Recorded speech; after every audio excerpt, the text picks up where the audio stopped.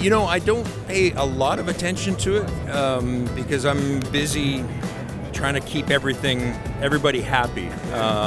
But you know, I feel so honored because musicians are all pouring positive energy back into the world, and the world needs that. And so I really appreciate being part of that. Oh man, we brought out a lot of cool stuff. One of them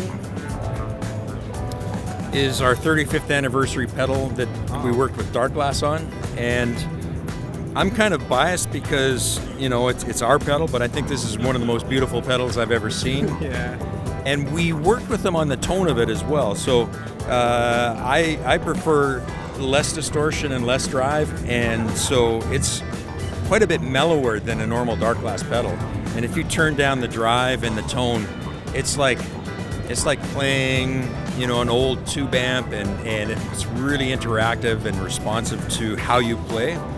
But if you want lots of drive, you just crank it the other direction, and it'll sound modern. So it's a really nice mix of vintage and modern in one pedal.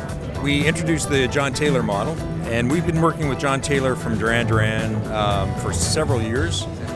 And then we also partnered with Rupert Neve Design. Now, Rupert Neve Design started in England and eventually moved to the United States, but they have a combined history of 80 years of working in high-end audio in the professional recording studio world. And Rupert Neve Design products are the gold standard of tone.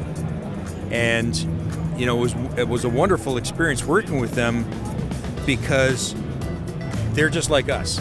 All they care about is how can we make the best sounding product better, and every note that goes into a Rupert Neve design comes out better.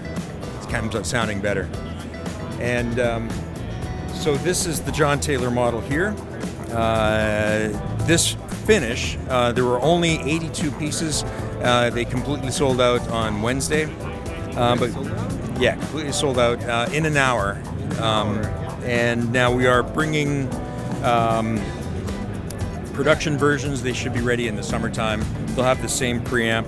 They'll have the same minimalist bridge, which, by the way, is made in Korea, as are the pickups. And so this has been incredibly popular. And John recorded with this in London yesterday, and he said it was the best sounding bass he's ever recorded. Yeah.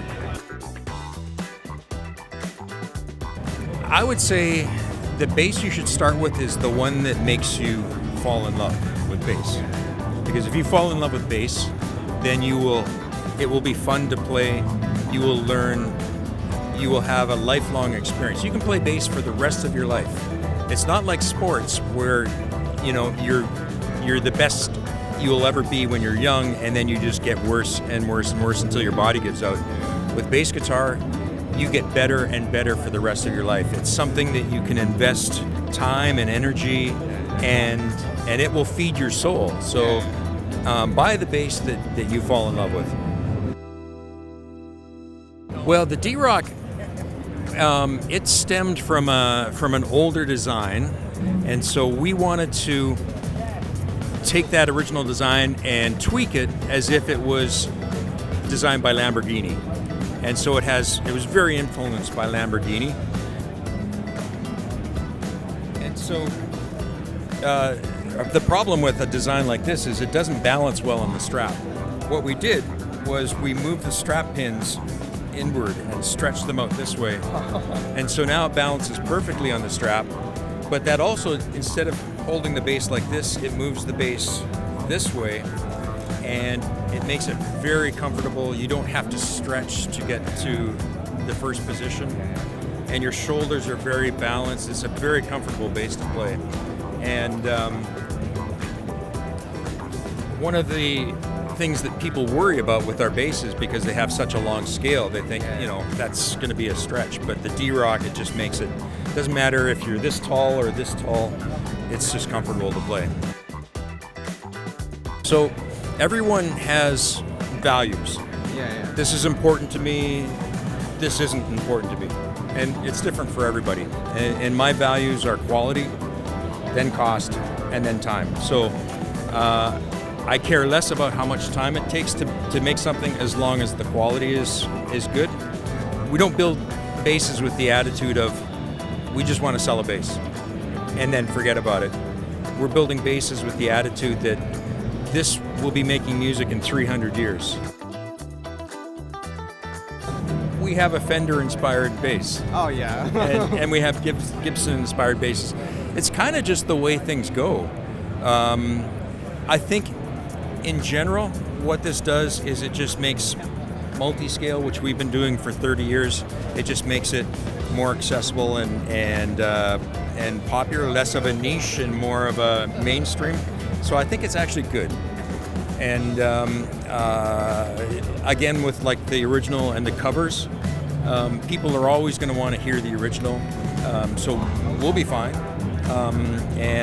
So if anybody comes into the space that we're already in or that we've created, it's okay. It's good.